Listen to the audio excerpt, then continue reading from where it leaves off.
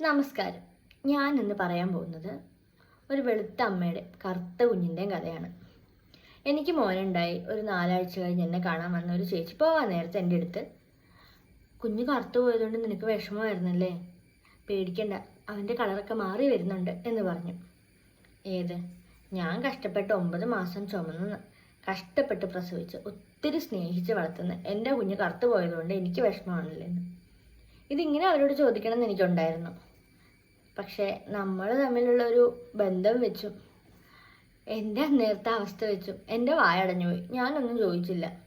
ഞാൻ പറഞ്ഞു, ഇല്ല ആൻറ്റി, അങ്ങനെയൊന്നുമില്ല എന്ന്. എന്തായാലും അതിൽ നിന്ന് എനിക്കൊരു കാര്യം മനസ്സിലായി. ചില ആളുകൾ അങ്ങനെയാണ്. വെറുതെ എങ്കിലും അങ്ങനെയൊന്നും പറഞ്ഞില്ലെങ്കിൽ അവർക്ക് ഒരു സമാധാനം ഉണ്ടാവില്ല. കേൾക്കുന്നവരെത്ര വിഷമിക്കുമെന്നോ അത് അവരെ ഇറിറ്റേറ്റ് ചെയ്യുമെന്നോ ഒന്നും അവർ ചിന്തിക്കത്തുമില്ല.